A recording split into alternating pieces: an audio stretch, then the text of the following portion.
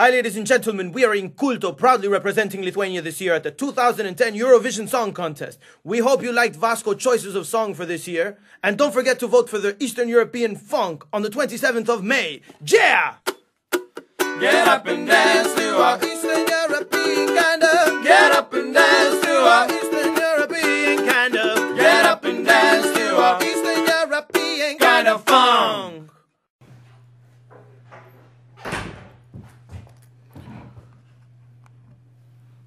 Okay. What do you feel knowing that you will represent Lithuania in such a huge and important contest?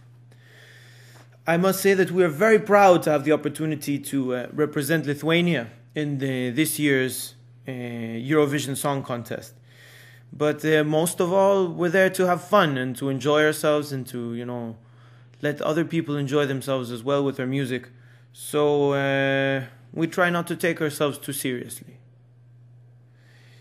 Your entry is called Eastern European Funk. How would you describe it?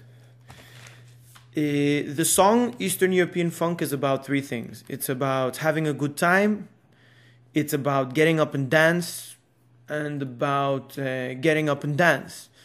The lyrics we write, they have all kinds of social connotations and things like that.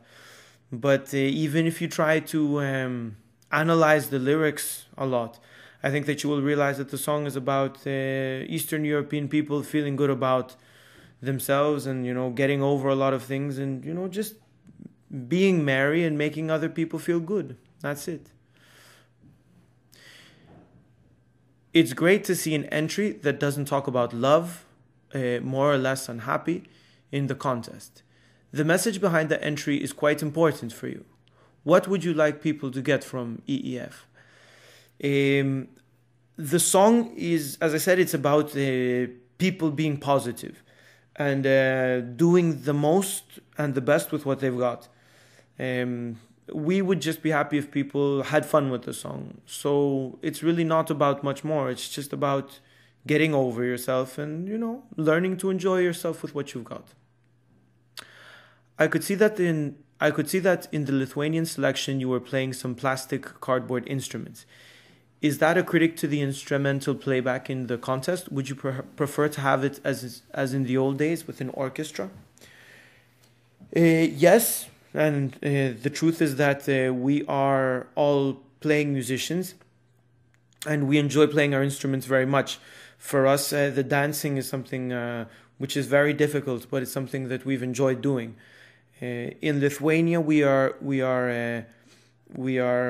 ardent supporters of live music, and we're against the playback and the phonogram and things like that. So we always try to encourage people to play their own instruments and radio stations and TV stations, to take musicians who play their instruments. It would be very cool if Eurovision could be like the old days, and I think it's very cool and it's very stylish and it's very elegant. But things are the way they are. So it's not so much, I would say, a protest. It's more, it's a funny solution to a problem we have. I mean, we don't want to imitate playing instruments. So it's just a funny solution to the problem. In your performance in Lithuania, you have a costume change in the middle of the act. Can we also see it as a critic about some of the gimmicks happening in the ESC to hide a poor song or vocal performance? I think the wardrobe trick you will see at the end of our show is not a gimmick. It is a special kind of like additional edge to the song. If you notice in that part of the song, actually there's a transition. The music moves into like Euro techno. And we wanted to have a wardrobe transformation which would represent that change in attitude. I think that we're not really trying to criticize anyone or to say anything about the contest itself. But we do realize that executing that kind of wardrobe transformation will make a lot of people pay attention and will excite many, many other people. So we're very well aware of that. But in general, I think that the song itself, it comes up. It's made out of three parts. The first part is like very basic beatbox. You know, we don't have instruments. The second part is, okay, so now we're going to play with plastic instruments. And the third is like, so what? Let's just have a good time and party in a, kind of go-go dancer kind of way. So I think if you see the performance, you'll understand it. What can we expect from your performance on the 27th of May? I think what you should expect would be to see 6 guys on stage having a good time, enjoying themselves, and getting people, to get up and dance. That's what the song is about, and that's what we're out to achieve. Which placement would you like to achieve? We would love to win the Eurovision Song Contest. It would be something fantastic for us. And right now we're putting in a lot of effort, especially into our tour and into the show. As I tell everyone, only God knows what place we will deserve or what place we will achieve in the final ranking. But we are doing everything possible, everything in our might to be first, and we're putting all the work to be first. Unfortunately, we don't have a lot of money like the people from Azerbaijan or the Russians or everything. But we're Lithuanian, we're resourceful, so you could still be surprised. Have you heard any of the other entries? Any personal favorites? I have heard several of the entries. Yes, I have not been surprised by very many. I think the German one is very sexy. I also think that Hadi Assassim is also a pretty sexy song. I really like the wind blowing up underneath the girl and having her skirt fluttering around. It reminds me a little bit of Marilyn Monroe. So I like when beautiful girls with beautiful voices sing beautiful songs.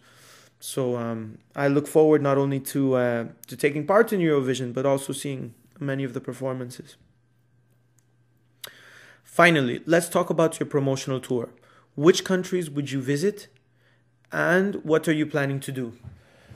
Well, to be honest, we don't have a budget for large traditional campaigns, promotional or advertising campaigns.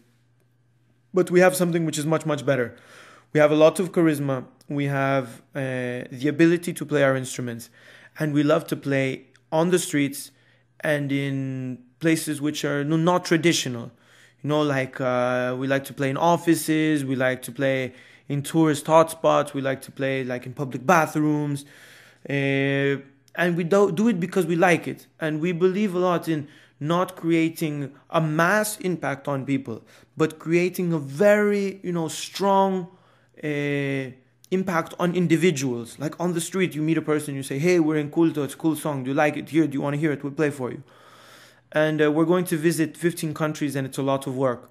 But for us, this whole undermining, it's like a mission, and we feel like warriors, like with a cool song, and we want to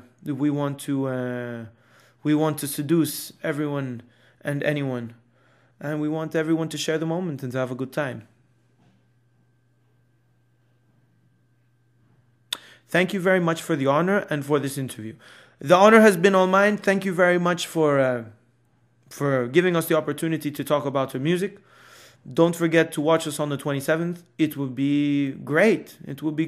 Don't miss it.